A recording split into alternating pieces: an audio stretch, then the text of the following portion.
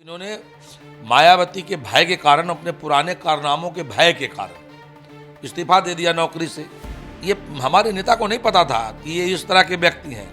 इनके पास अकूत संपत्ति और बेनामी संपत्ति है, और बीजेपी में तो जो आदमी बेनामी संपत्ति अर्जित करता है उसका एक ठिकाना है देश में। वो ठिकाने का नाम क्या है? भारतीय जनता पार्टी।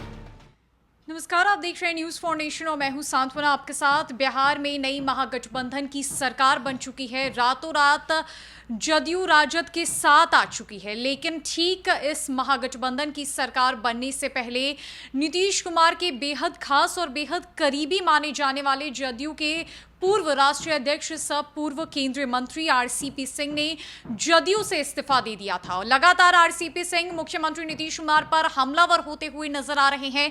यहां तक कि आरसीपी सिंह ने यह भी कह दिया कि मुख्यमंत्री नीतीश कुमार 7 जन्मों में भी देश के प्रधानमंत्री नहीं बन सकते। और अब इसी कड़ी में आज हमारे साथ बातचीत करने के लिए आरसीपी सिंह के कभी बेहद खास रहे और जदयू के प्रदेश सचिव राजीव रंजन पटेल हमारे साथ है, और से आरसीपी सिंह पर बात करेंगे। ये कई बातों को हमारे सामने चैनल के माध्यम से रखेंगे। तो सर, सबसे पहले आपका स्वागत है हमारे चैनल पर। बहुत बहुत धन्यवाद न्यूज़ फॉर नेशन में मौका देने के लिए आपको। और हम लोग तो नीतीश कुमार जी के 90-95 के दौर से हम लोग सहयोगी रहे हैं जी।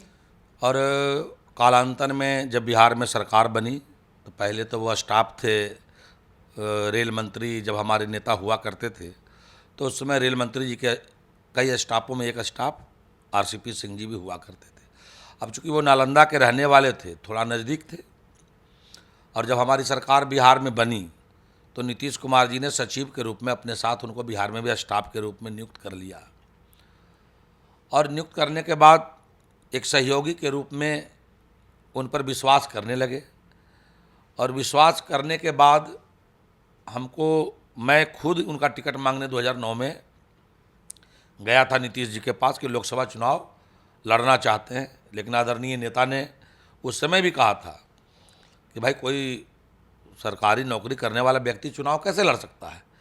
लेकिन 1 साल बाद उनकी इच्छा थी, और जो यूपी कैडर के रहने वाले थे वो, तो यूपी कैडर में रहने के कारण उनकी वापसी हो रही थी उत्तर प्रदेश में। क्योंकि भारत सरकार का कानून है कि कोई व्यक्ति 1 बार से 2 बार से अधिक एक्सटेंशन नहीं रह सकता किसी दूसरे राज्य में, ये कानून है। तो इनका 5 साल बिहार में पूरा हो गया था, और देश में जो सरकार थी उस समय कांग्रेस की सरकार थी और बिहार में सरकार एनडीए की थी। तो निश्चित रूप से इनको जो है वापसी होना पड़ता। मायावती की सरकार चल रही थी यूपी में। अब इनका क्या भय था मायावती से, या सरकारी नौकरी में इन्होंने क्या किया था जिसके भय से ये वापस जाना नहीं चाहते थे।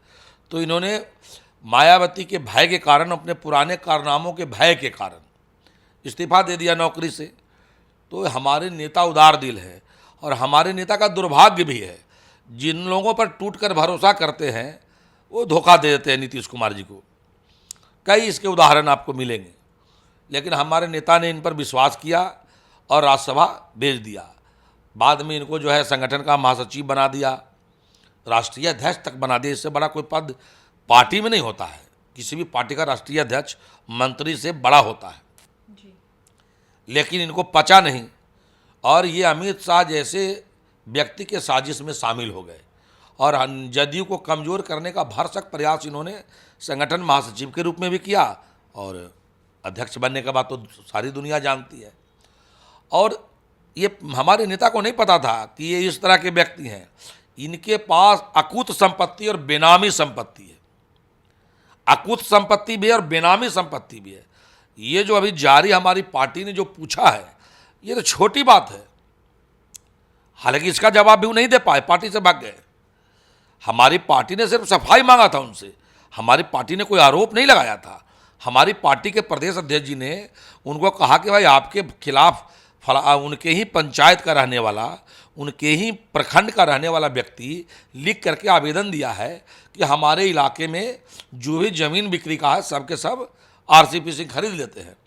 तो एक बार इसकी जांच हो जाए, इतनी अकूत संपत्ति कहाँ से ला रहे हैं।